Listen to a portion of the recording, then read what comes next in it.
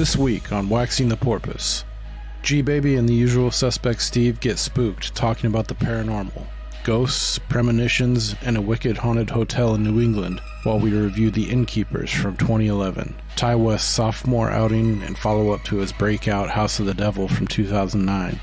Join us as we give Zak Bagans the night off to embark on our own ghost adventure and rap about the Yankee Pedlar Inn as depicted in the film and its real-life rumors of hauntings and unexplained occurrences.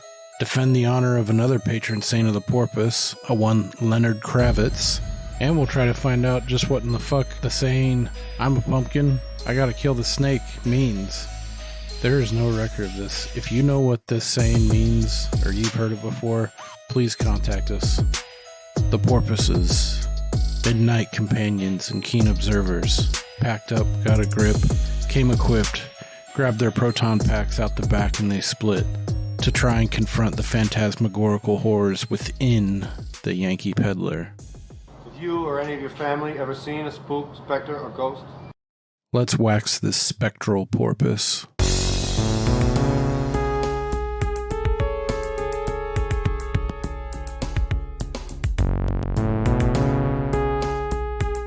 Chase, don't do that.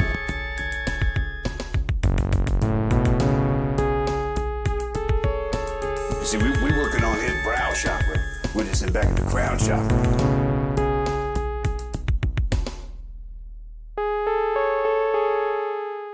A friend of mine that I had in high school who we used to call Ugly Metal Tom because he was a very ugly guy and all he did was listen to metal, and his name was Tom. And he was like a perfect version of the guys in that movie. We would always like fuck around making up metal like band names or whatever. Mm-hmm. And the one that we loved the absolute most, that people hated the most, was Pediatric Gynecologist with like the crazy script. You know? Oh yeah, the like death metal, like it looks like a thing, a bush full of thorns. Yeah, shit. We would tell people that, and these are like sick people that we would tell that to, and they'd be like, "What the fuck is wrong with you guys, man?" It's awesome. It's like pediatric, because it would always take them a second to do the math. Like, wait, what? Pediatric, because at first I think geriatric. It's like, oh, that's kind of fun, and it's like, oh no, this is hard the other direction. I'm on 12 Vicodins smoking on Scooby-Doo dick. What is that? I think his name's Filthy Frank, and there's these things called like the Vampire Docs or the Vampire Chronicles, like 1 through 3. And it's this dude that's pretty deranged looking, that's like, seems like a Hunter S. Thompson fella. And he's just going on these wild, like, talking about how fucked up he is. Like this one. I'm on them Broward County Tic Tacs. Shit ain't nothing to me, man. I'm a dog. Smoking that Whoopi Goldberg South Egyptian Fur Burger Deluxe. Oh my God. All right, dude, I took way too many notes for this fucking movie. All right, welcome back to Waxing the Porpoise. We are back again. This time we're on episode 79, gathered to discuss The Innkeepers from 2011, directed by Ty West. As usual, you got myself, Jim G. Baby. Unless you have some Schweppes or something like a Nantucket Nectar, get lost. And to my virtual right, we have the usual suspect, Steve. Go outside, nerd. Get out. Go. I ain't got time to be distracted by your worthless chime-ins. Go on. How's it going, man? Doing good. What was that from? I don't recognize that. The Righteous Gemstones with Danny McBride on HBO right now, and John Goodman, Adam DeMamp, Divine, and that dude, Walton Goggins, appeared in the second season, I think, and now he's become like a main character. He's fucking funny. He's awesome. We tried watching the first season, and I don't know, maybe it was just the mindset or mind state I was in at the time, but I just couldn't get into it, and I gave up after I think 2 or 3. I watched all of season 1. It was a bit of a slog, kind of, to me, which I know people are real high on the show right now, but I don't know. For me, I couldn't really get into Vice Principals either, which Walton Goggins is also in, and he's real good in.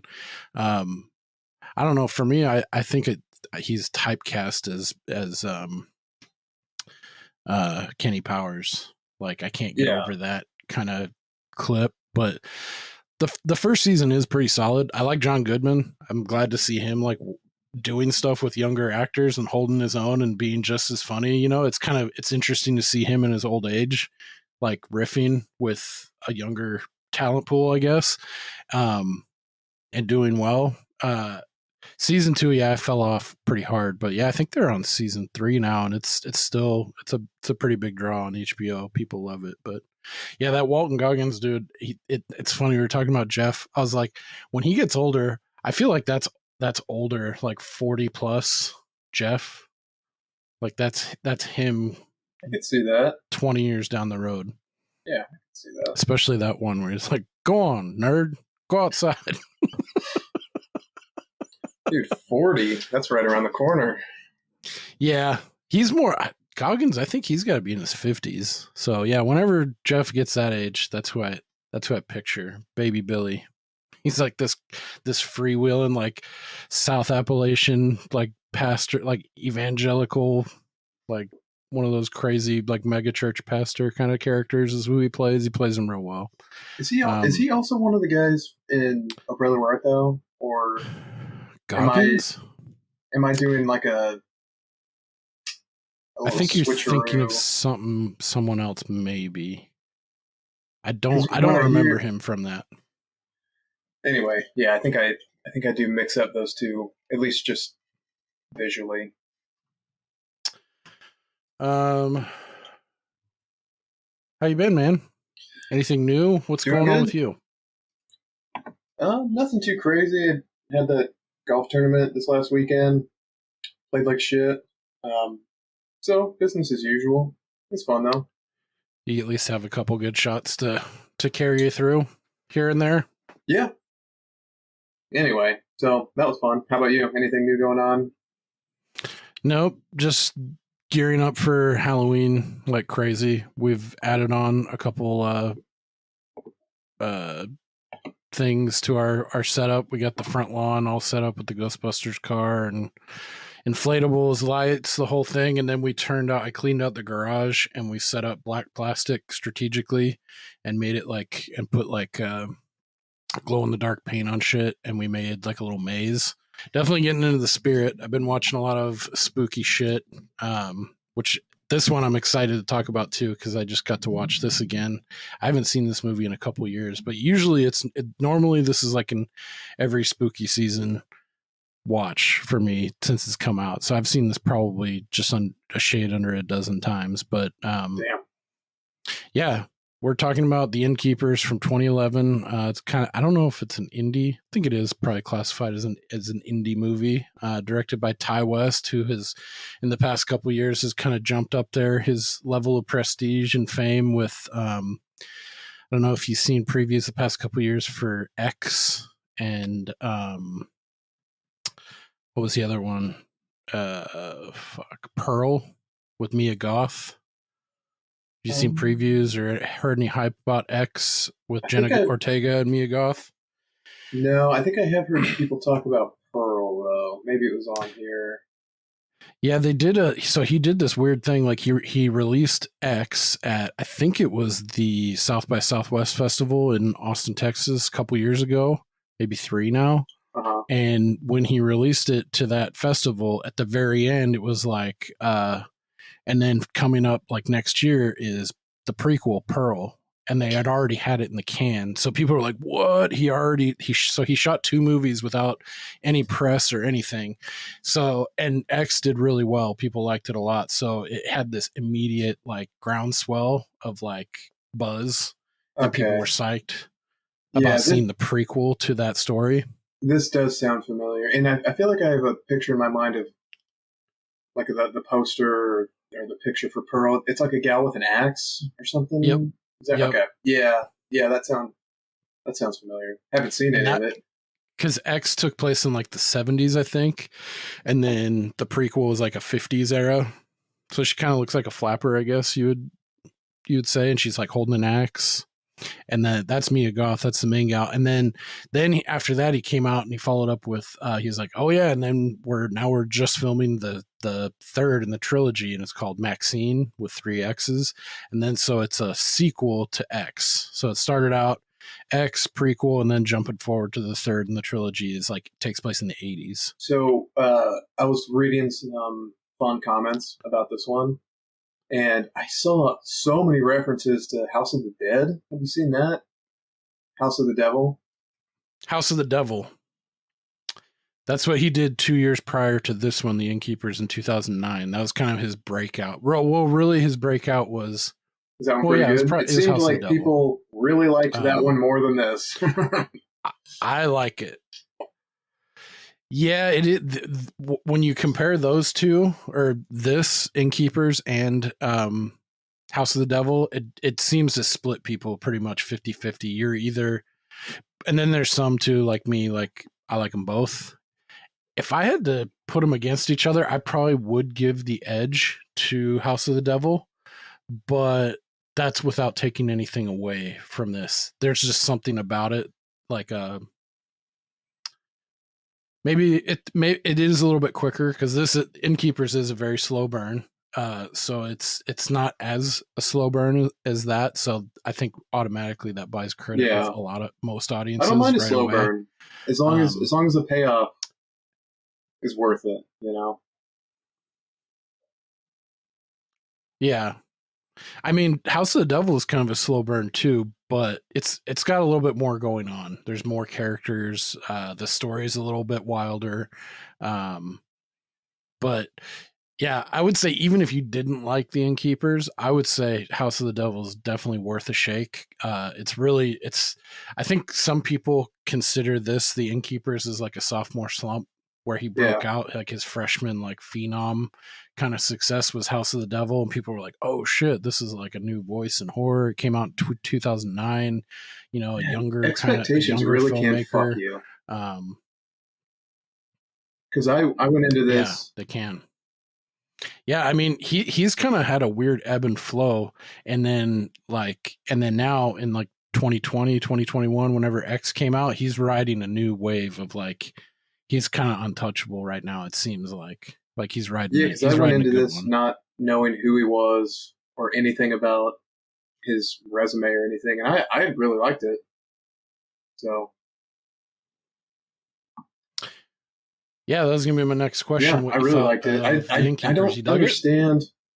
I saw a lot of really weird reviews that I don't really understand. I actually wrote down a bunch of them, or like a handful, and I just didn't understand some of the criticisms. Like, yeah, so the first one critiques, I saw, it said, if The Innkeepers could be something else than a film, it would be COVID-19.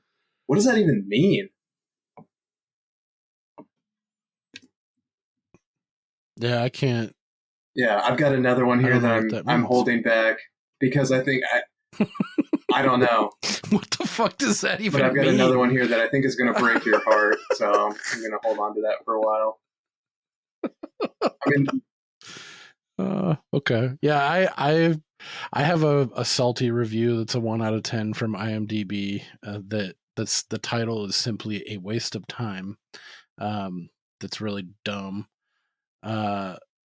So yeah, I'll save that for later too, but cool. I'm glad you dug this one. I was kind of on the fence. Like I was like, I don't know, man, because I felt like this is the kind of slow burn that was going to be a gear too slow for you, and then I thought some things might be a little sophomoric to you, but when I brought it home, I just finished it last night, like watching it like a second and a half time through. I was like, I think this is. I mean, there were a couple things that but rubbed me the wrong way, but nothing too crazy. I mean, once again, looking at the IMDb and Rotten Tomato scores is so confusing to me. I don't get it. I don't think I would have guessed any of these. So IMDb is 5.5. weird. In Rotten Tomatoes, the critics have it at 80 and the people at 42. I don't understand that at all. That one I can actually kind of see now maybe that's just based off of like I did go through a bunch of IMDb reviews, and it did seem and those are all audience reviews on IMDb. The people write in and leave their score, and they seem to be pretty low. Like it seemed to be 50-50. Like there was a lot of 1 through 4s and then a lot of like 7, 8, and 9s. So I was like looking at informing the Rotten Tomatoes, like I could kind of see that on the audience.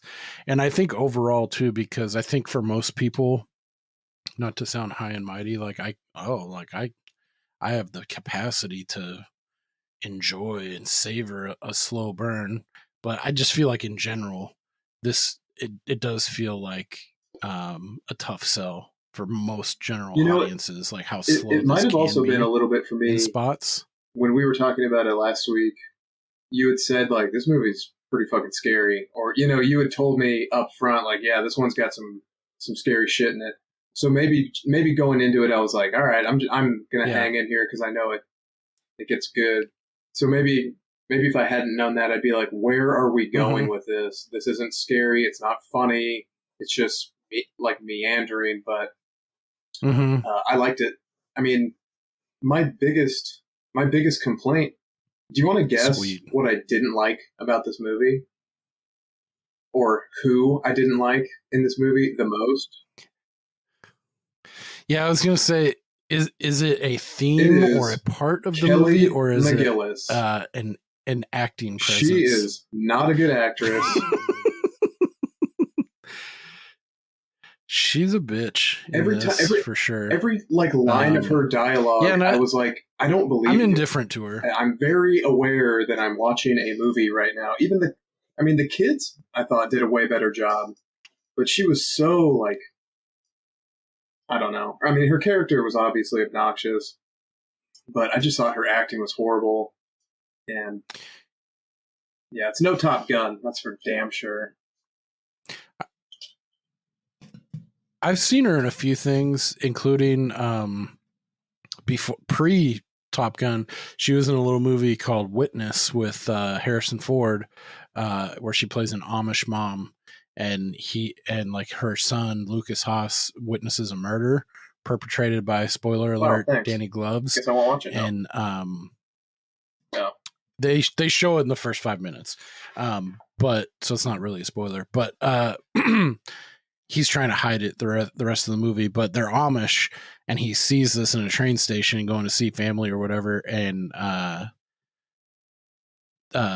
Harrison Ford like gets onto the case and starts learning some shit, and then he has to go undercover basically. Oh, so it's like be like an Amish person and live on this. Yeah, kind of. Honestly, kind of like he dresses the part and everything. Like he's like working on it. They're raising a fucking barn and shit. There's like a feed session where everyone's out on those like ridiculously long picnic tables you picture. Like it's a good flick though, but she's pretty dry in that too. Like she's pretty like straight across the board. I felt like she was pretty dry in this too. Like she's just like, okay, she's the burned out, TV mom that's now gotten into some like new age hippy dippy shit, like I was pretty indifferent to her in this, but I mean, she serves as exposition and kind of like a touch point between like the spirit world and our two protagonists, Luke and Claire, who are Claire's played by Sarah Paxton, who's like kind of like a minor celebrity actress. She's been in a few things. She's married to a famous director. Find out she was not related to the patron saint of Bill. Yeah, no, she's not related to good old Bill Hips Paxton. And then, what did you think of Luke? I thought he did a good job. Played by Pat Healy. I mean, I just kept waiting for what I thought was the inevitable creepy, hey, I like you scene. So when it finally... Yeah. Well, I'm glad I mean, they it held back happens. from that. It's implied, and you can definitely see like he's about to say some stuff, and then also when they're later on when they've been drinking a few beers, he's like, I just like you, you know. It's like it's starting to get into a weird territory here. It's like you're easily like 10, 15 years older than her, and like Yeah. you just seem like a creep in So general. all of that was consistent Like, with what I thought he was, you know. I love when she borrowed his computer. Yeah. And she sees all the porn. One of the sites that he had been looking at was called Butt Crumpets.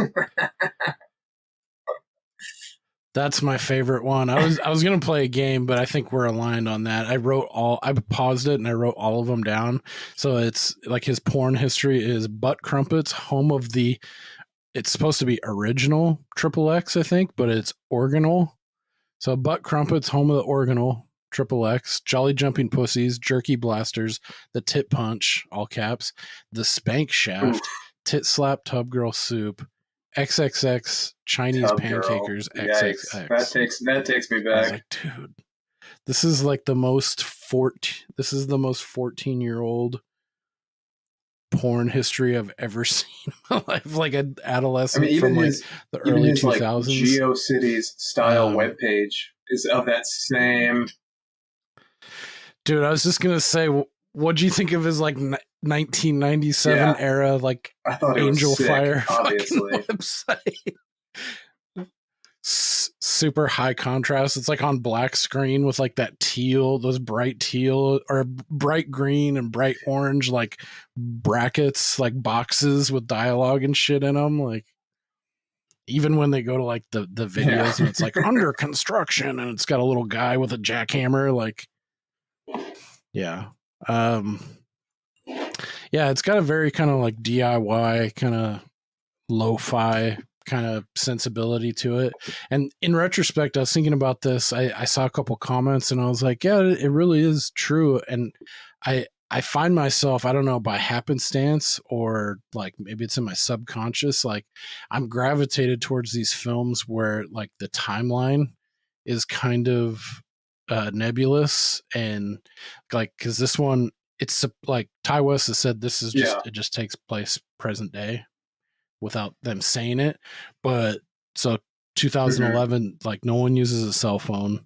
The website he's making is shit. Like the laptop, you know, like technology doesn't play a prominent part, and like they don't tell the year, like they don't tell what city you're in, you know. So it does seem kind of, it's kind of like that dream logic, kind of like with It Follows is like the biggest example where they really tried to make it like obfuscate what the set and setting and time and everything was, and there's a few anachronisms, but this didn't have anything overt like that. But there are a few movies where I like where they kind of keep that like ambiguous. I like it too because veiled a little bit. Sometimes you'll go back and watch something where they're just including something that was of the time, but it's so outdated that it just like takes you out of it. Right.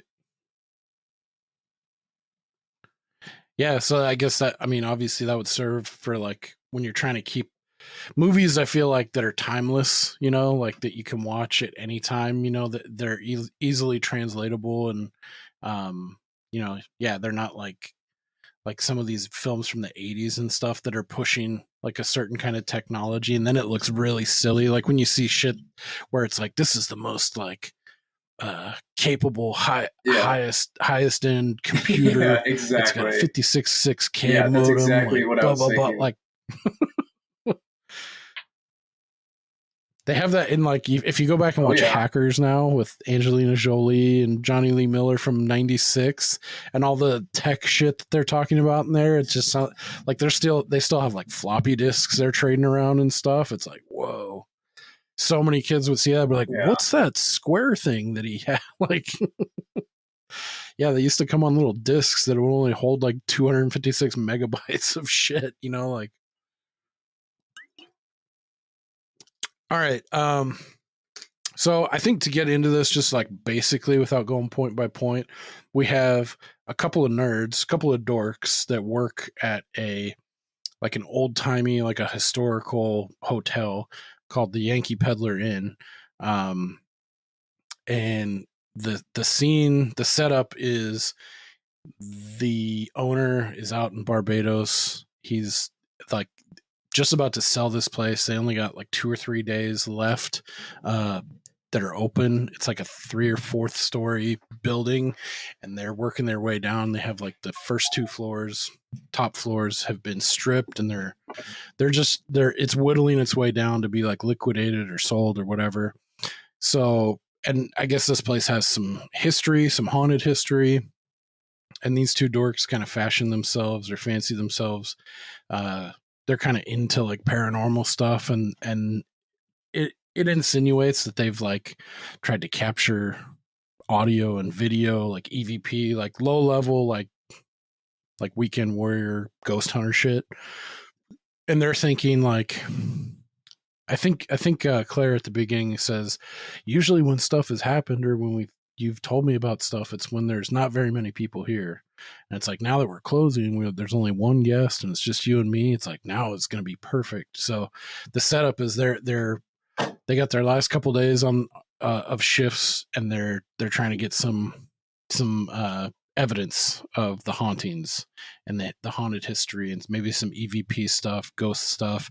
And in the same time, Luke, like we talked about, he's got this website. It seems like he was trying to, he's in a hurry. He's like trying to like set this up for like some kind of cash grab, or he's trying to cash in on the haunted history of this place, or like make a quick buck. And I'm like, that part felt a little rush and slapdash to me, because it's like, why would you wait until you only have access to the premises for another 48 hours?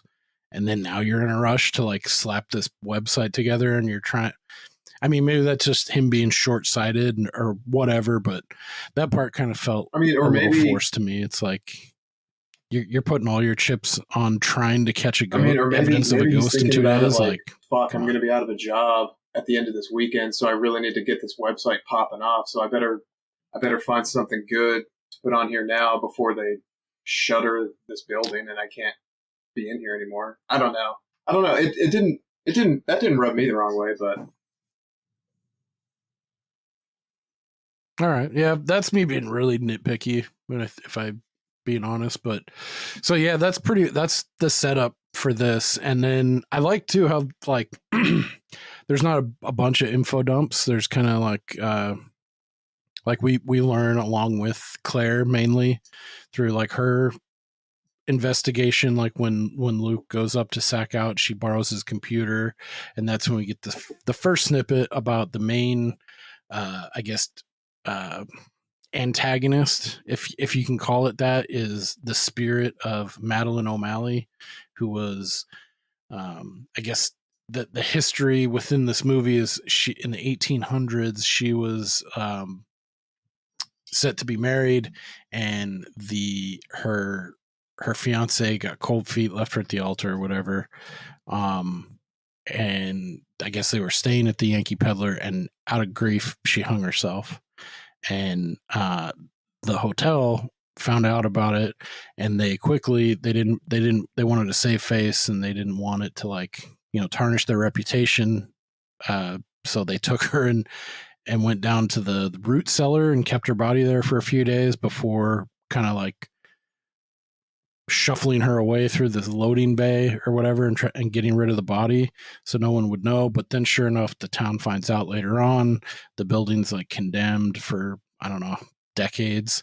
And it says something about like in the 60s it had new ownership and they opened up, and ever since then there's been weird hauntings and unexplained phenomenon that are attributed to this Madeline O'Malley. So that's the haunted history of this hotel. And then so you kind of see like a day in the life of these two working the front desk at this prestigious old hotel. I guess what's cool is this is actually, it's a real place. They didn't build any sets. They shot on location, and the cast and crew actually stayed in this hotel. I think it was like a 3-week shoot. and they stayed there. It's in. They didn't say this in the movie, but it's actually in Torrington, Connecticut, which is a kind of a bedroom community of 30,000 people in It seemed very northeastern. Connecticut. Without. Yeah, you definitely get like a New England kind of vibe going on for sure. Which I like this time of the year too, because it meant like when I think of New England, I think of like Salem and like witches and like that northeast portion. Like I definitely, it puts you right in the mood. So I think this fits in nicely as a Halloween watch without it being overtly. So do you know? Does the actual hotel have any sort of paranormal history, or is it just? It does, but it's kind of nondescript, and it's not. It doesn't center in on like, you know, this family or like this person. It's just like over the years, because I think it was built in like 1890 or something like that, and it's changed hands like 10 times before like the main owners that had it for like 30 years. And then it kind of fell into a state of disrepair. I think in 2014, they ended up selling it. And then this developer came in and in 2014 and was like, and closed it down and started like major rehab and like remodeling it, tearing it down and building it back up. And they lost a key financier. So ever since 2014, it's been in like, it's like an eyesore. And I actually just saw in research for this in July. So what the town of Torrington is trying to do is trying to put it into like receivership because it's been vacant for so long. The town's trying to buy it because they want to, because it's a blight on the community. They want to buy it, rehab it, sell it to a developer, or keep it as like a historical monument and have tours or whatever. And I guess this guy who owns it is just fighting tooth and nail, like with his legal counsel, and they just pushed it to another continuance for like another 3 months. So it's kind of crazy that it's still in like this limbo, and it's just an eyesore in this town.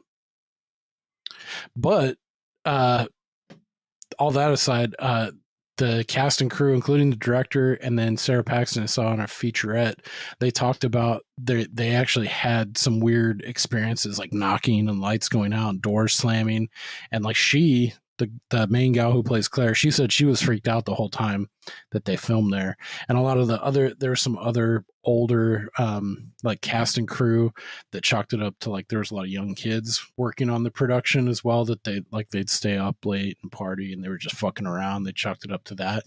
But Ty West, the director, said it had some weird vibes. Like it was a creepy place to shoot at. It'd be cool to find out later that the other people were fucking with her to get her in the mindset of being genuinely scared. Like a indirect method acting. Yeah, well, like we talked about in the Children of the Corn, the part where she pulled the sheet bag and they had told her that, oh, it's a dummy. The kid's not under there because we couldn't put a kid out there. And then when she pulls it back and the kid fucking jumps up and actually scares the shit out of her. One of the pieces of trivia I saw was that when Luke shows her the video with like the jump scare, that they didn't tell her because they wanted to get like a genuine reaction, and it apparently scared the piss out of her, which is awesome. I love that guy. I love that kind of stuff. Yeah, I love that piece of trivia. Yeah, I went back and watched that part a couple times because it's super funny, but it's also funny to see Pat Healy's reaction too. That laugh that he has when she freaks out seems very like genuine, like real life. Like he didn't know if it was going to work or not, and it did. See, it scared the shit out of her. And watch it after knowing. He definitely gets a kick out of it. Yeah, you can see it on his face and his laugh. It's like the most animated he is in the entire movie, you know, besides the end when he gets like really freaked out. But yeah, I saw that too. And I was like, yeah, I can see that. Like that looks like he's like it really hit his tuning fork that he was able to get her, and it's on film. I guess that was a one shot, and they they ran with it, left it in the film. So I'm always a big fan of stuff like that too, that happens like kind of happenstance, and like it ends up working like a, you just try something and it ends up sticking, and that's what you see. So yeah, so they're kind of, I mean, meandering's a good word, I feel like, but in a good way. That's what this film does. You kind of follow these two around, and it's a little ho-hum, and then they're dealing with, one guest that's mother and son. They're real shitty to deal with, and like, where's my towels? And then we get Kelly McGillis enters the fold, and she ends up becoming a piece of the story for sure. And there's an interesting thing about that I wanted to talk about later, but like, I like how she's like one of these new age, like a healer, and she has supposedly the power to speak with spirits and stuff. So Kelly McGillis, I guess her name is Leanne Reese Jones, and they said she's like, that's the mom from Like Mother Like Son. Did you catch that? She's like, she's super famous. She was on TV in like the 80s or whatever, and Luke's like, okay, whatever.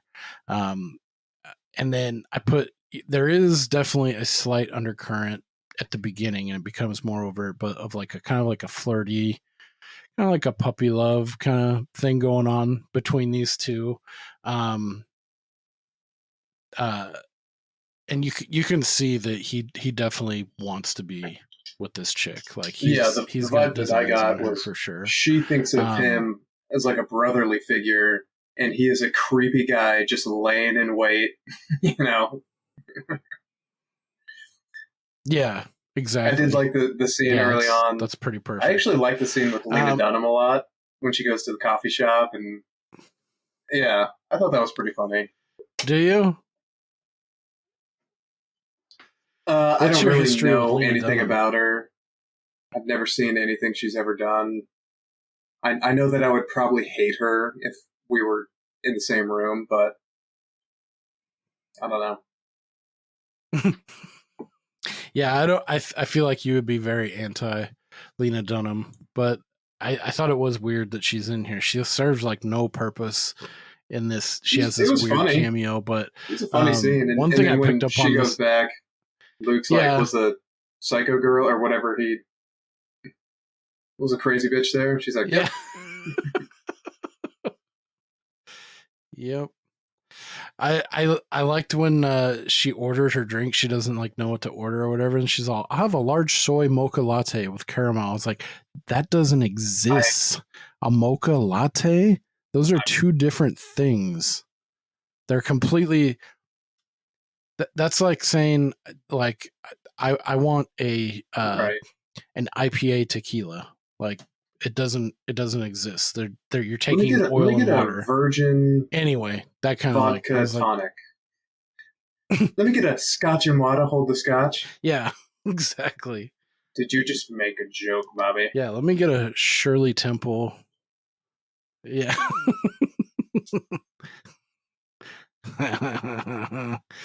All right, so yeah, Lena Dunham, people will pick her up from Girls, probably. I think she wrote a book too that catapulted her, but I'm actually an unabashed fan of the Girls show from HBO. I think it's like 2013, 2014, somewhere around there.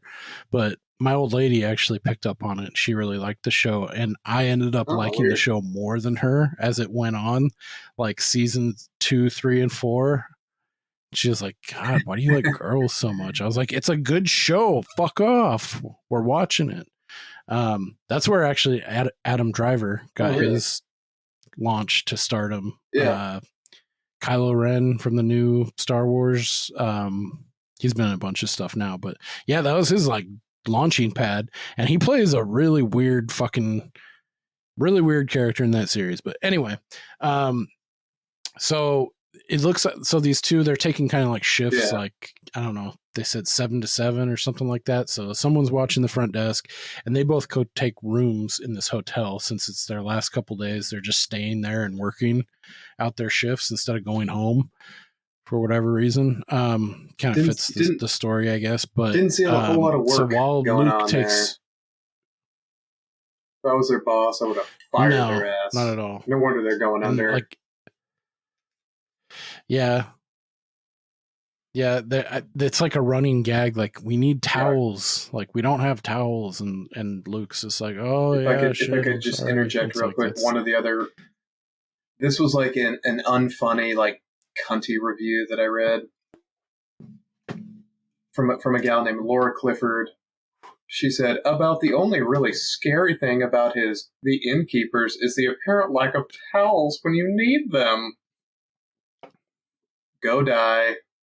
Oh, Christ. Someone took time out of their life to write that and submit And they were probably very... Pardon me, Mr. Perfect!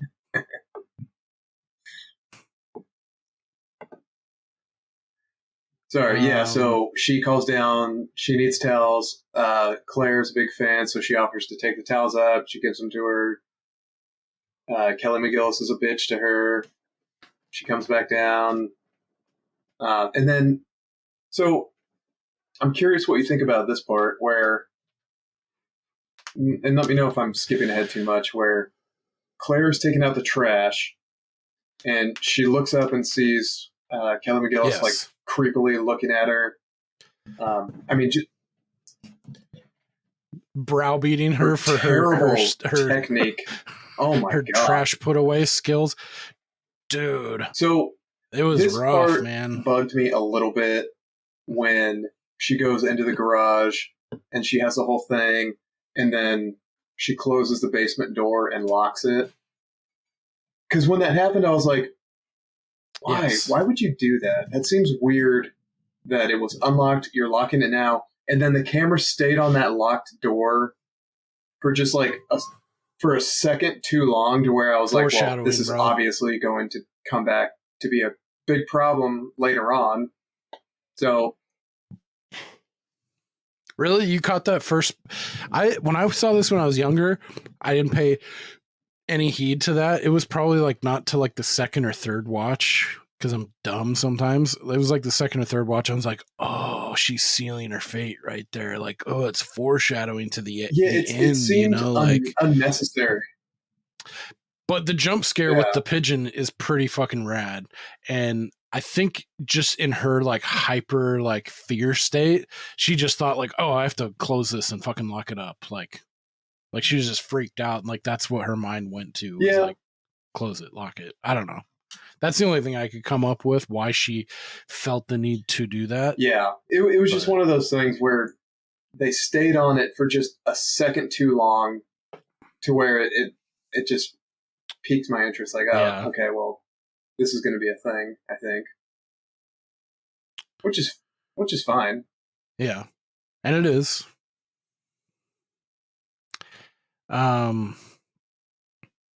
So yeah, we see I always thought it was funny too when she gets that like third or fourth try with the trash bag, and it ends up doing like a half taco thing. Like, that happened perfect, and then the bag splits and you get the garbage juice running down, and she's all ick, and she has to like punch it, and it fucking just like, that's something that they couldn't have choreographed that, you know, and it worked for the picture perfectly. Like, her struggling, like it was like a 2-year-old trying to throw away a bag of trash. It looked like it was a real struggle, but yeah, I think it just served to just kind of like her station in life. And then of course, like, she looks up and like, cause earlier she kind of like browbeated her a little bit. She's like, so what are you doing? Like, what are you doing with your life? She's like, oh, I'm just working the front desk. Are here. you an actress? Like, oh, just like real cunty about it. Like, fucking bitch. Yeah. Oh, there's another part. I think it's just before this, when I also thought it was funny when she's looking through the history. She's like, where's his website? I want to look at the history, of the place or whatever. And she sees all the porn names. And then at the very end, it's all caps. It's all real hauntings. Like, it's like, I couldn't make it more obvious. Pick up on that. So yeah, she clicks on that. Yeah. And then, so that's where we're introduced to Madeline O'Malley, us as the viewer, and her. She's come up to speed on it. She hears a few noises, and then she grabs the audio equipment while Luke is sacking out. And then she's like, taking recordings from different rooms. And I love this jump scare where you see Pat Healy, Luke, walk through and stand behind her. And she's got headphones on and she's got like the mic and she's like fucking paranormal investigating. And then he taps her on the shoulder and he's like, I don't want to scare you, but I'm standing right behind you. And she loses her shit. It's like, I've been on the other end and I've been on the attack mode of that where someone's like in their element and they have headphones and it's like, I need to speak with you. The only way is to startle you. Yeah. It's like, it's gonna fucking happen. So yeah, I thought that was a lot of fun. I wonder if that's another one of those things too, where it'd be smart as like as a filmmaker to get a real reaction. Like if they didn't tell her like this part of the scene and they just had her put headphones on and do this. And he's out just the like, first time they did it. Hey. She's like, don't ever do that again. Yeah, and then they just scrapped it, and they're like, "Okay, we're going to do this." Is that the scene when he's going to bed? And I wrote this down, but I didn't put the full context, so now I'm trying to remember what it was. Where he's like, "I'm a pumpkin, got to kill the snake." As like, what the? I wrote that down too. That's so weird. You picked up on that because I've missed that every other viewing. Except for this time. I was like, what the fuck does that mean? Dude, I did like some pretty Cinderella deep reference, like I need to go to bed because I'm going to turn into a pumpkin, but I don't understand the snake symbology. It's like symbology. Yeah, I was like, I turned into I turned into Chris from Mount Molehill for a second for like 35 minutes and tried my damnedest to figure out like because that is what he said, right? It's not misheard. A New England. He did. I went back like 4 times. He's like, I'm a pumpkin. I gotta kill the snake. And he's like, I think before that he says, all right, I'm gonna go sack out or something about like it was his turn to go to sleep or something. And then he throws that cryptic fucking... I couldn't find anything online.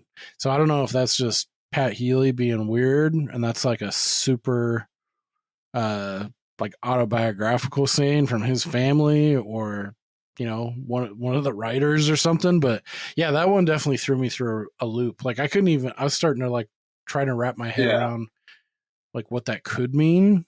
I got nothing. So...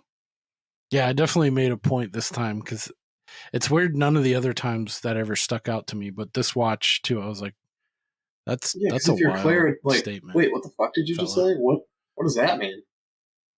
PC load. Gustafson's straight as a grizzly's dick. He'd never cheat on his taxes. Well, is this where she gets freaked out? Okay. So she gets freaked out by him.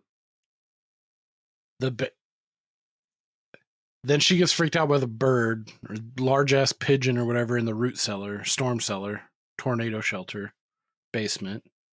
Because there's like a loading area, like a garage of sorts that then leads down. Then they have those set of doors that swing out and that goes down into the basement. That's the part where she gets freaked out by the bird and chains it up. Before he scared her, or maybe it's after, she went to the piano and saw it play itself, and then she goes to... Yes, that's the next big scare is when she starts in the laundry room. She's like sitting cross-legged and she's got the EVP, she got the headphones and everything on, but I didn't want to skip this real quick. Like the way that they shoot that scene where they show the POV of her, and then the camera comes back and shows her in that laundry room. Just like the vibe, the aesthetic, and the sound design. When I don't know if you noticed this too, like she would take her headphones off, and like the audio for you, the viewer, would be different. I think there was another movie that did this to really good effect. The audio design in this film was pretty rad. I felt like the stings were good, and then like the audio that, like when they're ghost hunting, quote unquote, was done really well. And but yeah, that whole scene when they start out in the laundry room is super creepy, and she's like, okay, nothing here. Then she moves on to the banquet room, and she faintly hears like piano, like really faint keys, and that's when she takes one of her earmuffs off, and you don't hear anything, and the audio changes for you, the viewer. She puts it back on, and she hears this faint piano, so she's drawn to this lobby banquet front area where the piano is. And she gets up close to it, and then two of the keys just jam down like jong, and she's like, ah, fuck, freaks her out. That's when she goes back up and she's banging on his door like, hey, Luke, you gotta come out of here, you gotta come out. And he wakes up and he's like, fuck, man, I still got 2 hours and that's when he's sleep left, like, what the fuck. And that's when he's got the she's tiny like, whities really on scared. And she's like, fuck it, never mind. Yeah, then she's like, I think I'm good. I think I just freaked myself out a little bit. There's a little bit of trivia about that, too. I guess it was like laundry day or something for Pat Healy. And he had this old pair of like ratty, like underwear, like where the band on the rubber for like the waist was like busted, and they look like really shitty like underwear. And he's like, I'm just gonna wear them. And the director was like, yeah, that definitely that fits your kind of your whole thing you got going on. I was like, that's kind of a backhanded, like, you're just slovenly your, fucking creep that wears underwear character. for 20 years. Go ahead, do that. Mm-hmm.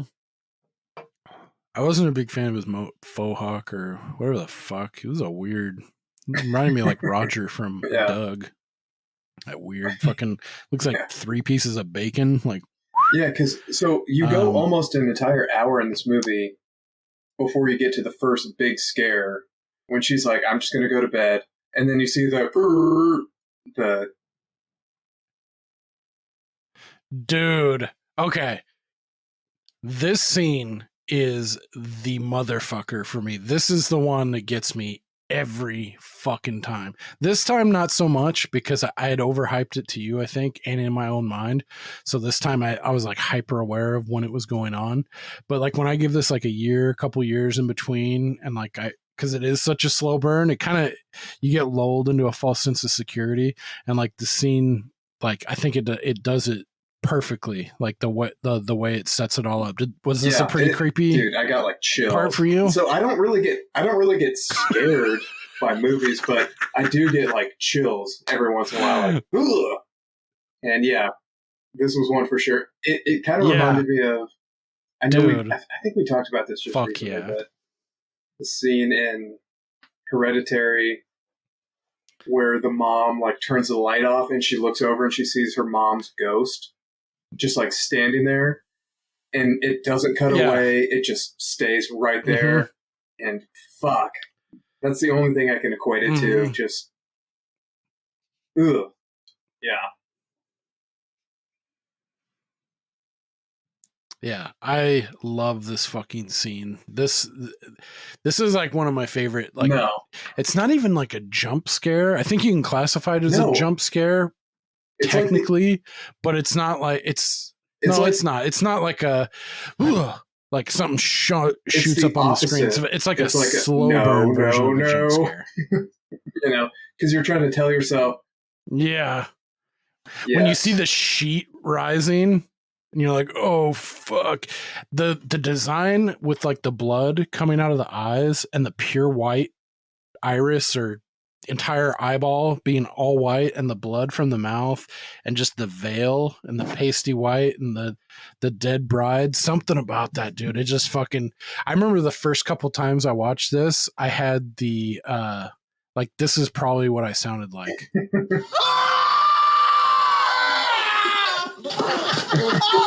Yeah. Like, oh shit, like Tom Hanks and A League of Their Own when he kisses the old lady and realizes he just kissed this like 90-year-old bat. Lou? Dude, fuck. Yeah. Who's Lou? Yeah, this is probably my favorite scene of this entire movie. I'm glad that it got you. Fuck yeah. I'm usually wrong because at the end of the day, I can be kind of a pussy when it comes to scary stuff. So, like, some things that I find scary, like people are like, "Nah, I'm fine. Yeah. That wasn't that scary." It feels kind of validating that this is a really creepy part because this is like got to be top 3, top 5, Really? like shit that's freaked me out in a movie. It's just that slow fucking something about it, man. And then at the end too, when it shows her and it's just like the slow creep towards you, it's like, you don't know what she's going to do. It's not going to slice your head off, or it's just like being face to face with that thing. And it's real in that moment. And the way it looks, I don't know. And it's just like inching towards you at the end when she's at the basement. Something about that just fucking freaks me out. It's kind of like when you're in like, if you've ever had those nightmares where you can't get away, someone's coming up on you and they keep getting closer and closer and you're like fumbling for your keys to your front door or your car, whatever it is.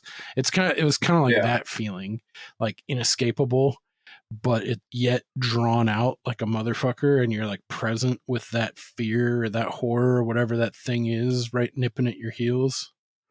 So I think it taps into that. I have scary dreams sometimes where I'm trying to like shoot somebody, and either like it's either and like the bullets aren't doing anything or the gun doesn't work and the person just keeps coming and it's like, why won't you fucking die? God, yeah, that's got to be really frustrating too. I've had some like that where my aim is just wilder than shit. Like, and like I'm shooting, like there's someone like 6 feet away from me and I'm missing them by like 3 feet in like every direction. It's like so frustrating. Awesome. Yeah, that to me, this is one of the best parts of the film. Cause it starts making you question, okay, is this really in this gal's mind or is this really happening? And because it kind of seesaws on that, towards the end of the flick. I guess right before this too, we get, I think what kicks this off is, Claire goes and talks to Kelly McGillis and starts getting into her background. She's like, "Oh, I'm a healer now, and I fucking do this and that." And then Claire's like, "Yeah, this place it's got a haunted history, and there's this Madeline O'Malley." She's like, "I just want to know about her and like if there's something we can do to help her or whatever." Like, and then she's like, "Oh, funny you should ask. If you want to communicate, I have this fucking crystal pendant like thing and we can communicate, we can tap into the spirits, and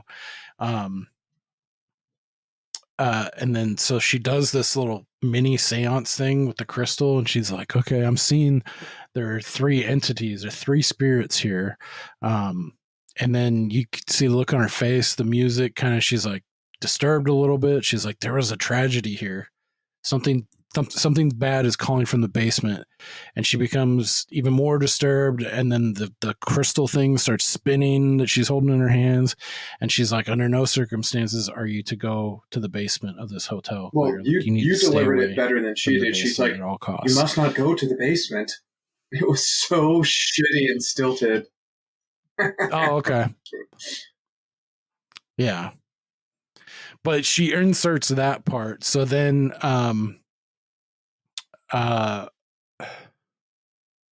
so after we get that main, I also thought it was fun too, because when we get that main jump scare, she gets up out of the bed, she flips the lights on, you don't see anything. And then her alarm clock next to her bed goes off. And I think it said like 1:19 or like 2:19 in the morning. It's buzzing off. You can't hear me? Your audio cut out there for just a sec. Maybe it was on my end. Maybe it's on yours. It could have been mine. I could have stepped away from the mic prematurely, but after she turns on the lights and doesn't see the spirit there, then the alarm clock, it like zooms in on the alarm clock. It's like 2:19 or whatever, and then it starts blaring. And then she freaks out. She's like, ah! And she fucking runs, which tells you she didn't set the alarm. So it was like, you know, maybe some paranormal fuckery or whatever, like saying like, yeah, that was actually me. Like, you're being fucked with right now. So she runs down the stairs and she's all freaked out. Yeah, could I interject real quick? Yeah. To something you said a second ago. You had God, mentioned I took like way too many notes for this.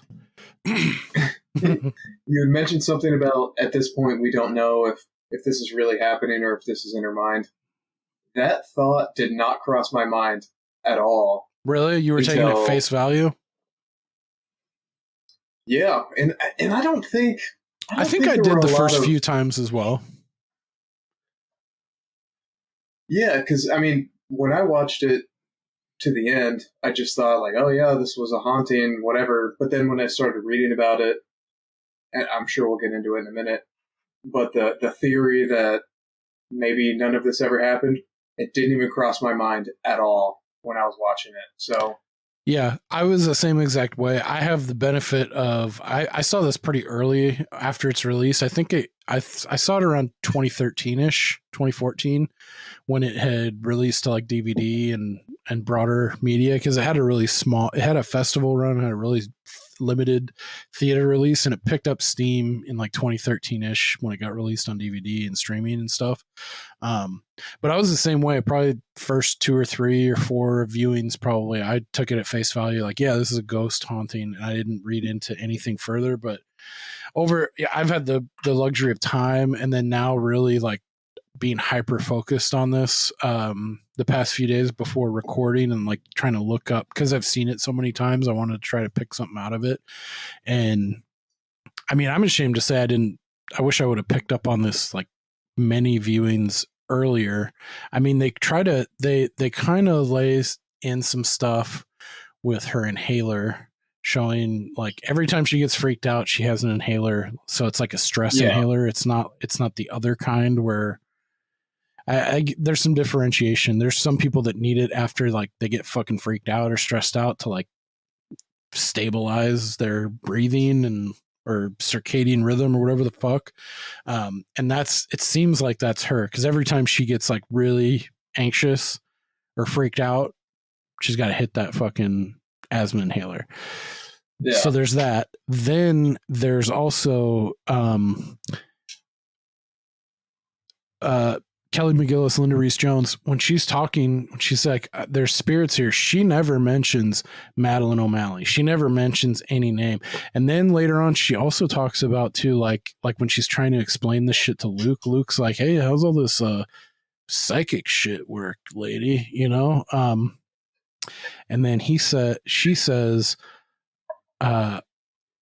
it's kind of like deja vu, only my deja vu sometimes happens in another direction. I can experience certain things before they happen. So part of the theory that's out there, and that I finally had come to understand and see as a viable explanation as well, was that she was looking forward into the future, and she was actually seeing Claire's misfortune happen when Claire's thinking she's talking about Madeline O'Malley, but they don't say that. And then she also does have a line in there too about like, but I'm very careful about what I say and what I do because I don't want to affect things. Or she says something about, well, why didn't you just, if you saw Claire and you knew this was going to befall her, why wouldn't you say something to take steps to avert it? She says something to like clear her of that. Like she doesn't know all the details, but something tells me like now, like one of the interesting things about this film is to like look at it like maybe she knew what was going to happen, or parts of it. She didn't know all of it, but it had involved Claire, and maybe by trying to tell her like it's you, or you need to get out of here, otherwise something bad's going to happen to you, and this is what my vision is and what I'm seeing. Maybe that'll make it worse or something, or maybe there's a question about fate and destiny, like Luke says earlier in the film too, like, you know, like everything happens for a reason, you know, you don't end up at the Yankee Pedlar for no reason.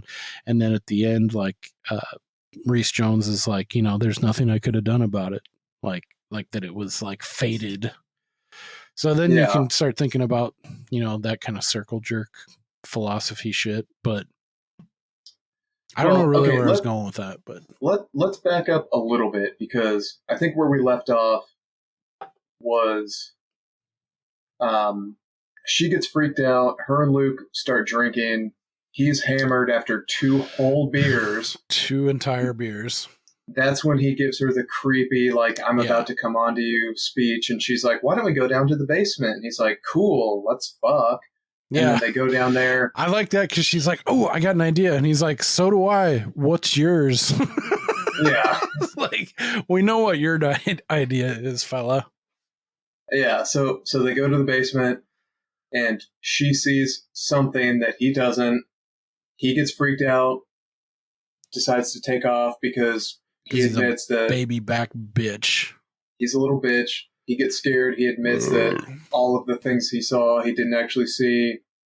So then she goes to wake up Kelly McGillis, and I think that's when they have their second impromptu little whatever, and that's when she's like, you need to leave, or we need to leave right now, and she's like, okay. And then she doesn't leave immediately. Kelly McGillis doesn't leave immediately. Well, no, to red pen you, we do have to jam in here the old man that comes in just before this, because that's a pivotal part too. So do you want to take it away with the old man in room 353 who comes knocking? Yeah, because he comes in like sort of just of the way through the movie. Yeah, old guy comes in, asks for a room on the 3rd floor where they've already shut it down, but Claire is like, who gives a fuck, so let's give it to him. And yeah, I thought this was interesting too, because Luke right away is like, I can't do that. The rooms are stripped. I can't rent you that room. Like, he was going to be a real like dick, a real stickler about it. But for some reason, Claire's like compelled to like help out this guy. I don't know if it felt forced or if that's trying to like exhibit that like she's like feeding off of like the hotel or something, or like, I don't know. It seemed weird, like why she was so like, she jumped in and was like, oh no, we can make arrangements for you. Like, I don't understand. It didn't really fit her character, like why she would go out of her way to make sure. Yeah. Okay. I don't know. I might be reading too far into it, but at any rate, yeah, she's like, okay, yeah, if you don't mind, like we'll get you some, like the room's stripped completely, it's not the best accommodations, but if you can deal with that, I'll bring some sheets up for you. And he's like, yeah, that'd be fine. Yeah, Luke just seemed totally checked out, like, sorry, can't do it. And she's like, who gives a shit? I mean, we're closing in 2 days anyway. Like, why the fuck not? Who cares? Yeah, I'm probably reading too far into it, but so yeah, anyway, old guy checks in. It was apparently his honeymoon suite with him and his wife. Yeah. So then once Claire starts freaking out, she tries to evacuate the 2 people who are staying there. So she runs up to his room, and there's a suicide note outside his room. I didn't read the whole thing, but it's like, this is where we started our life together, and now that you're gone, I want to be gone too, or something like that. I didn't even, this time I totally breezed through that. I didn't even know there was a suicide note. It was something like that. Okay. Because I was reading a little bit that they think this guy is representative of Madeline's husband, which I completely disagree with, because he never showed up, so why would he come back now? And no, yeah, to me, I was like, this is a completely different cast of characters here. Yeah, so when she finds him in the tub dead, that was another great scene. Yeah, the way they positioned him and like the slits on the wrist, like, yeah, that was definitely a fucking like. It looked very real. Shit, yeah. Like somebody who had bled out and just froze in that thing, in that state. So then she runs back down. For some reason, Kelly McGillis still hasn't left the hotel, even though she just warned Claire about everything. And then she starts hearing stuff from the basement. She goes down. Stop me if this is going too fast. Here, wait. There is another thing that we have to insert in here too that's pretty important. So it's after the beer drinking, and then it's when Claire's like, oh, I have an idea. And he's like, oh, I do too. What's yours? She's like, let's go we need to go into that basement. She's like, she says, I got an idea. Let's go to that basement and find out what this fucking bitch ghost wants. Like, she's got a little bit of liquor. She's got some booze in her and she's feeling brave. And after she's had her talk with Reese Jones, about communicating with the spirit world, I feel like she feels emboldened, like she can do something to like help the spirit. She's not looking at it like a malevolent force, like she probably should have. Like she's trying to be like a savior of some kind, maybe. But she's like, yeah, let's go to the basement and fucking do this shit. And then Luke only does it. He's like, okay, yeah, let's do that, because he's kind of high on this, like, I might get laid right now. Like, I feel like he's totally like, I don't want to do this in his mind, but we might fuck, so let's do this.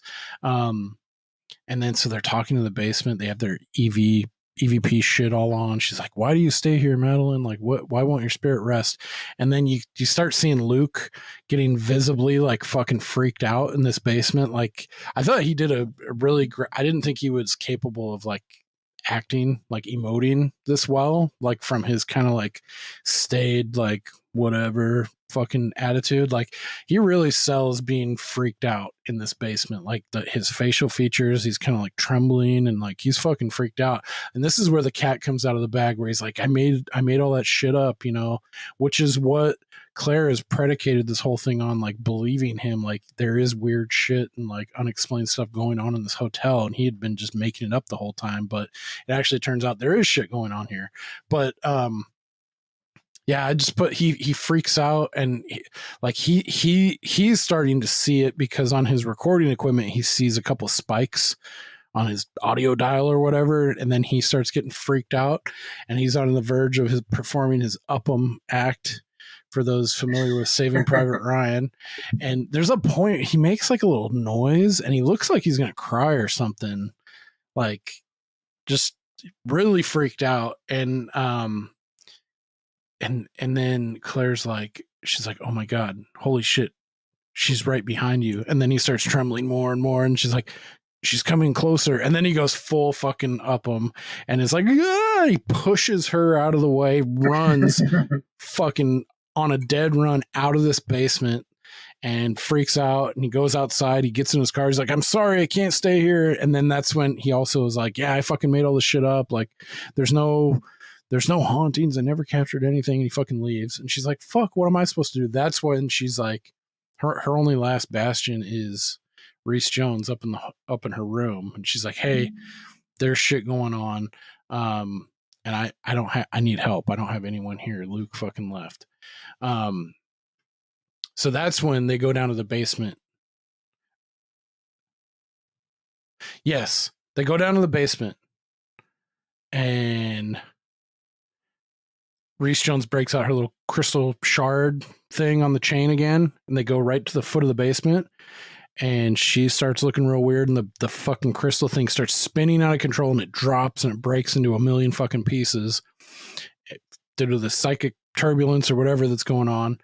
And she's like, we're in grave danger. We need to get the fuck out of here right now. You need to get out of here. That's when she's like, okay, yes, but there's this one last thing, because she remembers the old man up in 353. That's why she runs up there. That's when she sees him dead. Okay, so now we're back up to speed. So then she fucking sees him dead.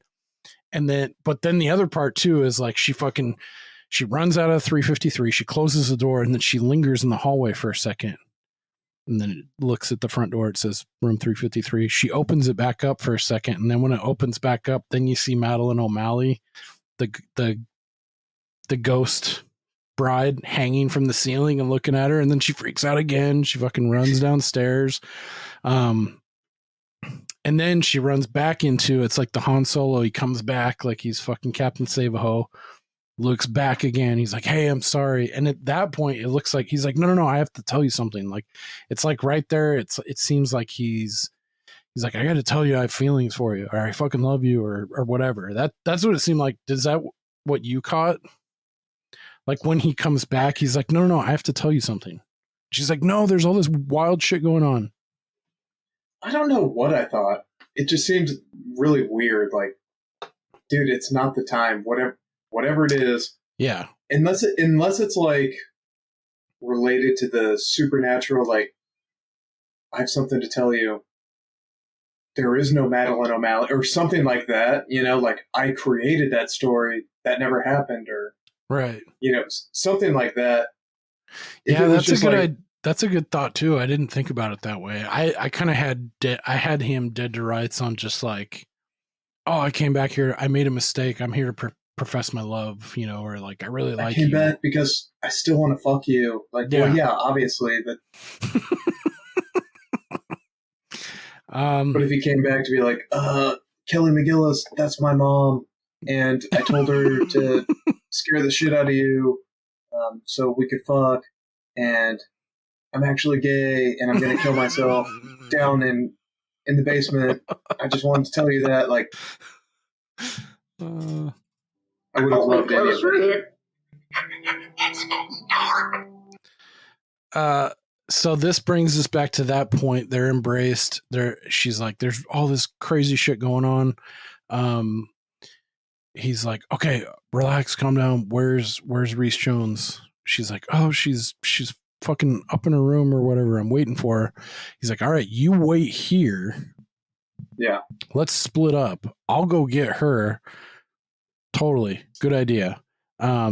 She's like, okay, cool. And then so she's left her own designs in the banquet room again, and she's sitting there, and then she starts hearing like this really low, like muffled, like Claire, like someone's calling to her. So what's she do? Of course, yeah, let's go back to the basement. That's a great idea. So she goes, she's like being led ostensibly by this voice or whatever that leads her to the foot of the stairs at the basement. She goes down there. This is another really fucking freaky ass part this is one I always forget about. So it's like a shot of her looking up the stairs and she's looking down, and then the camera flips to her POV looking down the stairs, and then it cuts back once more, and that old motherfucker from 353 who slit his throat or his wrist is right behind her. And she fucking looks back and sees him, freaks out, takes a tumble down the fucking stairs, cracks her fucking noggin over the stairs at the foot of the stairs. She's bleeding. She's all fucked up. And then the old man starts kind of traipsing down the stairs towards her. So she's on a dead run. Now she's in the basement, full on. She's running down. There's a scene where the camera cuts back. She looks back, and it's the old man. He's all naked and fucking bloody. And like, so she runs, and then she gets caught into it. She's like in a dead end situation, and there's a door that's locked that's banging. And then this is the foreshadowing. It brings us right back to where she locked up those cellar doors. She's trying to bang out of those cellar doors, and then it shows the exterior, and it shows the chain and the lock that she had set up previously that spelled her doom. And then when she looks out, and again, it's not the old man from 353. It's Madeline O'Malley in her full fucking bride, whited out eyeball like scorpion and the fucking blood. And she's just coming just slow as a snail, but slowly but surely she's like inching up, and Sarah's freaking out. I think she drops her inhaler at one point. I feel like they make you see that, but maybe I'm reading into that too far. But anyway, yeah, Madeline O'Malley just keeps getting closer and closer, and she's screaming, and then it fucking cuts to black. And then it's the next day, and we find out Claire's dead. Do they give a cause of death, like when she's on the gurney and like the ambulance people are there? No? Okay. I can't remember if they say, oh yeah, it was shock, or it was, whatever. But I think you're led like with the asthma and shit, and like maybe she's hallucinating. Like she just had like, I don't know if people can die of fright. Like it's the same as like one of those things like you can die of a broken heart. There's that syndrome like where old people that have been together for like 50, 60 years, one dies, the husband or wife that's still alive, they die very shortly after, when previously they had no problems. Like there's a weird phenomenon. And I know people can die of like actual straight up fright. So you can look at it at that angle too. And I think that's why they took links to insert that, she has that kind of asthma. So Yeah, 'cause that was the implication I thought too, that it was an asthma attack. mhm. And I don't remember seeing her drop the inhaler, but I think um, just from reading stuff after the fact, that was the implication. Right.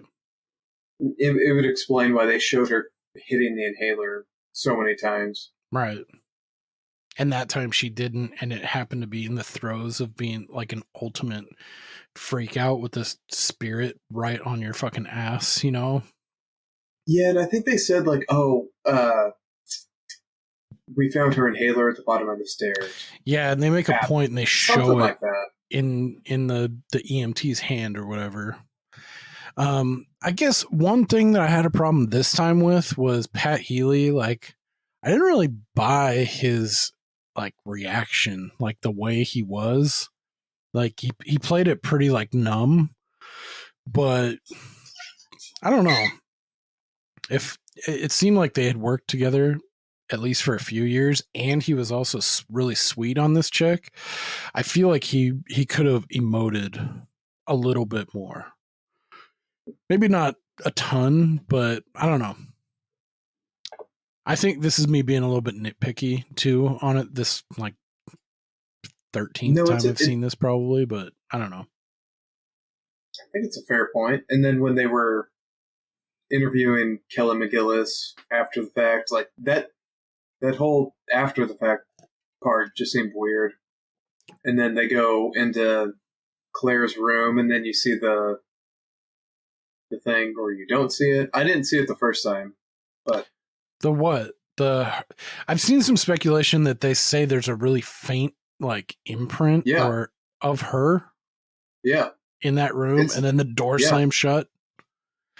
Dude, this time I don't know the copy that I saw or whatever. I actually rented this, or I bought this movie on fucking Vudu because it was on sale for like $4. And I was like, fuck it, I'll just buy it. So it's in my library now. But I rewound it like 5 times because I remember some like scuttlebutt about that on the internet. Like, oh yeah, it's really faint, but if you look at the end, it shows her like silhouette or like her ghost. Like I couldn't see it this time. I was like, fuck. It's in the curtain. It's in the curtain? Damn. Yeah, and it's pretty clear. Because I didn't see it when I watched it, but I saw a GIF. All right.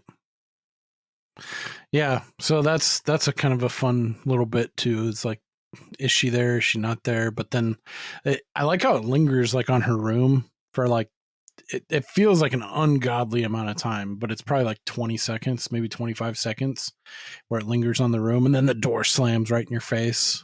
Cut to black, roll credits. Yeah.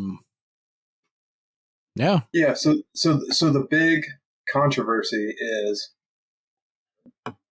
was the hotel not haunted at all until Claire died? Was there nothing going on? And now she is the main haunter. It's like a self-fulfilling prophecy, kind of, in a way. Yeah, I don't know. because she's the only person who saw anything. You don't really see it from any other perspective except hers. Yep. So, what do you think? Fuck. I mean, gun to my head, I want to believe in this kind of stuff, and I like movies that lean into, like, yes, this was a paranormal thing, and I don't like when it's like trying to dress it up. I mean, I do like that it gives you multiple viewpoints and perspectives and ways to interpret things, but I want to believe in this kind of thing. So when you're going out of your way to watch a movie that's a ghost movie, it's like, I want there to be ghosts. So I don't know. I think that maybe that stuff, like coupled with like her unique perspective and mindset shit she had going on, like she thought what she was seeing was real, but maybe it wasn't. And that I'm definitely more on, I think it's more interesting to think about the fact that Reese Jones and her spirit communication and all that stuff. Like she was seeing something in the future, but she didn't have all the puzzle pieces together to be like, this is what it is. But I feel like, the don't go in the basement and like not mentioning Madeline O'Malley at all, like that she was seeing her, or she was sensing Claire's spirit presence in the basement and befalling this tragedy and becoming this the new haunter of the Pedlar Inn. I think that's interesting to think about that in that way. Like she was looking forward into the future and like, this is your fate. And because they touch on fate and destiny a tiny bit. Yeah. That's my answer, non-answer. Moonlight Graham. What about you? Where do you sit on, like, what does this all mean? Like, what's your takeaway, I guess, main takeaway from this? I don't know, actually. It kind of gone back and forth. Like, I like the theory that Claire is just imagining everything, but I also just like the original version where everything is just played straight up. Mm-hmm. It's tough. I've gone back and forth. I mean, I like it that way too, that like those ghosts were like legit, and like maybe she was just able for whatever reason to tap in and see those things because she wanted to believe, whereas Luke is in it for maybe a quick buck or just a way to like make himself seem cool in her eyes, like elevate himself some way, and like where he's not really like into it and scared easily, whereas she's like into it, I don't know if that makes sense. Help you sell a few more million copies? Well, fuck that.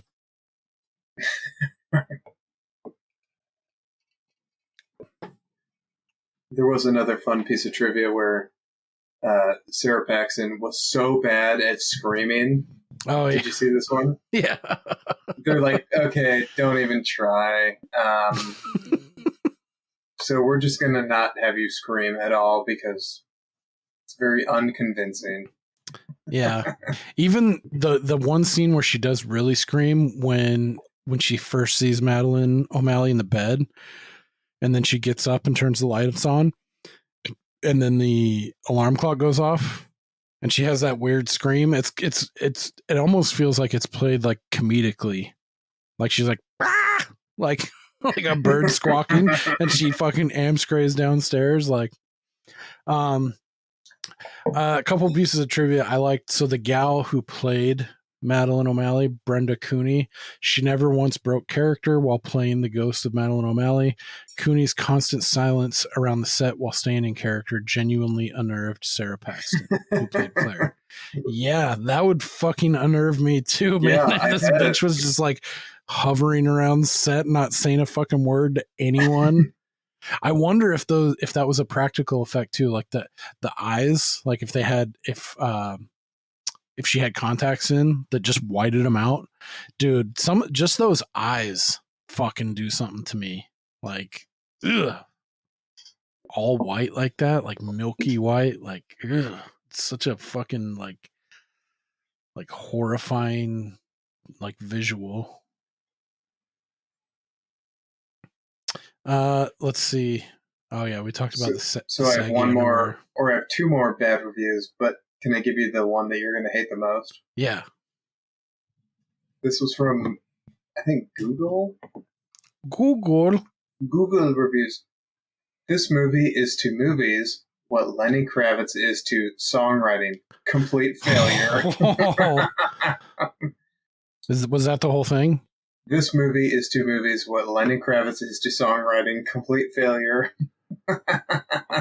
No, Grandma, I didn't get it. I'm so numb. I just hate him. I hate him. I hate him. How dare you? Leonard Kravitz is a gift to the world. Dude, did you ever see that thing? It was a couple years ago when Lenny Kravitz was wearing like leather pants. Ross is wearing leather pants. Does anyone else see this? Lenny Kravitz was, I think it was during the pandemic, maybe just before. He was playing a fucking rock concert and he was wearing leather pants, and he fucking did like a rock squat with his guitar, and he like squats down, and the fucking seam right on the Johnson, right on the fly, fucking splits, and his fucking dong just goes hanging like he's like thrusting. Yeah, I think so. Dude, he didn't break stride at all. He gave 0 fucks and just kept playing with his fucking tallywhacker, just fucking banging out of control. Yeah, he's got quite the basket, man. He made it work for him. But yeah, that's sacrilege. Not in my house. Lenny Kravitz. Dude, he's got so many bangers. I do have one more really bad review. Yeah. I got one too to follow this up. I don't even know this person's name, but it seems like a bot. Like a international bot. A Russian disinfo agent. Exactly. It says, "Hi everyone. I'd strongly suggest and advise you to not watch this movie as it is very slow and boring. Also, it doesn't have a purpose or any storyline. The film has officially lost the plot. And the director is on drugs. And he's sniffing powder up his ass. In the meantime, he's sniffing powder out of his ass? He's sniffing powder up his ass. In the meantime, if you don't want to the movie, you should grab some samosas and gulab jamuns." And then they sign off, "Thank you all."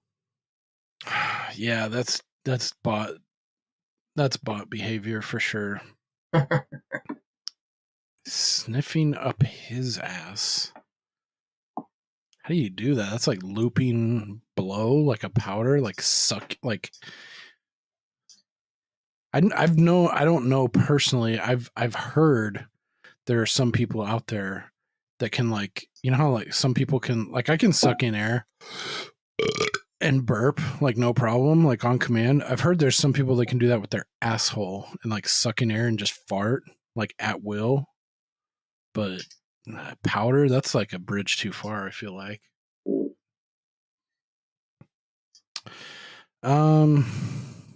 Did you wash your ass today? All right, I got one. So this is from Steve Sylvester from 17 April 2012. 1 out of 10. A waste of time. Total nonsense. Weak plot, bad acting. The movie is just an empty box. Someone forgot to fill it. Acting is at an amateur's level, except for Kelly McGillis, of course. I'm in horror movies addicted. Sick. So, SIC. So I've watched this movie just to add another notch on my belt. But really, it was no fun and not scary at all. At the end of the movie, the girl goes looking for Lee down the basement. And this is so unreal. They were packing their stuff before leaving, and the girl thinks Lee was going to play hide and seek. Come on. That tells me a lack of ideas on how ending this movie, and not just that. I can't help you. Go die. Pardon me, Mr. Perfect! Yeah, there's some really shitty takes on this film. Like I struggle to not be defensive about it because I feel like it's got nuance. It's got some like legit scares. Yeah, it's a slow burn, but it's like, fuck, rein in your attention span for fucking 1 hour of your life. Yeah. And, you know, I don't know. I just really like it. It's kind of got like an air, like this, it ends on a pretty like melancholy kind of note, like kind of a somber, like, yeah, like the way it ends. And I don't know. everything about it, it just, to me, it adds up to, like, I'm a big fan of like ghost movies, like haunting type flicks, and I've seen enough of those to know, like, like, this is the way you play it. Like, it's not an action movie. That's not the arena for this kind of thing.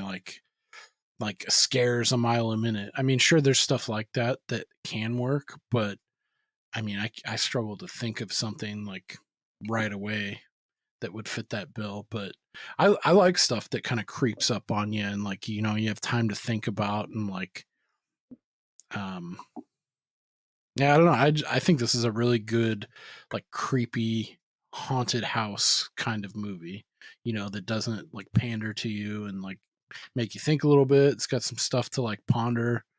I guess I have a lot to ponder. Yeah, I mean, it's not the best movie in the world. It's not going to win an Oscar or anything, but I like it a lot. It's a good one. I'd recommend it. And I think if you like this one, I encourage anyone who hasn't seen any of Ty West's other films in his catalog to check him out. I think he's got like a brash kind of prima donna. Like, I think that comes with the territory, being like a younger director and kind of like throwing yourself out there and swinging your dick around. And he's had hit and miss projects. Now he's definitely riding a wave, like we talked about earlier, with X and Pearl and Maxine coming out soon. But I think he's made a solid contribution to horror. He's a fan of horror. And House of the Devil, his first flick, his first proper theatrical release, is fucking awesome. And I think if you like this, I would encourage you and any others to check out House of the Devil, or we can save it for a future episode. I give the edge to that one only slightly for a couple different reasons, but like I said, it doesn't take away from Innkeepers. Like, I don't think it's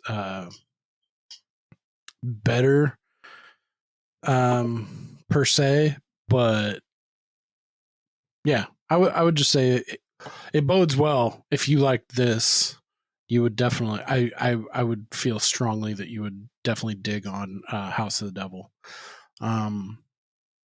Cool. So yeah, we're running a little long here, so we're gonna wrap it up. I don't have any news to share or anything. Colloquialisms. I'm on 12 Vicodins smoking on Scooby-Doo dick. All right, that's enough of that. So that's been the Innkeepers, the Yankee Pedlar Inn. I hope it opens back up. I hope the city's able to wrestle control out of that greedy developer, and that it can get back to the state it once was. I'd like to stay there. It looks fucking pretty dope. So looking ahead, we're going to finish out our Halloween jamboree we're going to finish strong with a crowd favorite, or should be a crowd favorite in my mind. It's called The Midnight Hour. I'm going to post a link to it to our socials. It's not streaming anywhere, but it is in its entirety available for free on YouTube. LeVar Burton, of all people, is in it. Super young role. It's from 1985, and it really encapsulates, like, none of these films we've watched for the holiday season have really like tapped into like, this is a Halloween movie. This is a fucking Halloween movie. People are dressed up in costumes. There's monsters. There's fucking Frankensteins running around, zombies. It's a lot of fucking fun. And we've actually tapped Logan from Ghoulish University is going to sit in for that next week for us. Oh, nice. So yeah, I thought with like the vibe that she brings, this will be a fun watch, and I think it'll be a satisfying end for the Halloween season for us. So that'll release just a few days before Halloween. That'll come out next week, dropping October 26th. So check that out. I'm going to post it to all of our socials where you can find the link on YouTube. But if you just type in The Midnight Hour 1985 on Google, YouTube, you'll find it. It's a really good time, and it'll put you right in the mood for that season. So check it out. In the meantime, if you have any questions, concerns, hate mail, comments of any kind, you can reach out to us at waxingtheporpoise.com. Either of our socials, Instagram is at waxingtheporpoise, X, Twitter is at waxingtheporp. Steve Dog, you just posted something in chat. Is that for now or for later? No, that's for you after the fact. Okay. Any final thoughts? Anything we skipped over? Any nuggets from this flick or otherwise that you wanted to rap about before we shut her down? Nope. I'd recommend it. That's all. Word. Yeah, I would say actually without it being like explicitly Halloween or a Halloween horror movie, this one taps into like the idea of like ghosts and hauntings and stuff like that. So I would highly recommend it for the season.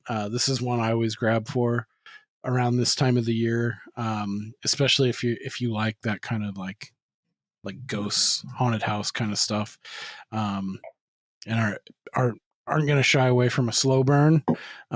Be forewarned. I think it's deserving of more love, and it's not indicative, in my opinion, and it sounds like Steve's, of its piss poor Rotten Tomatoes audience score. So give it a shake.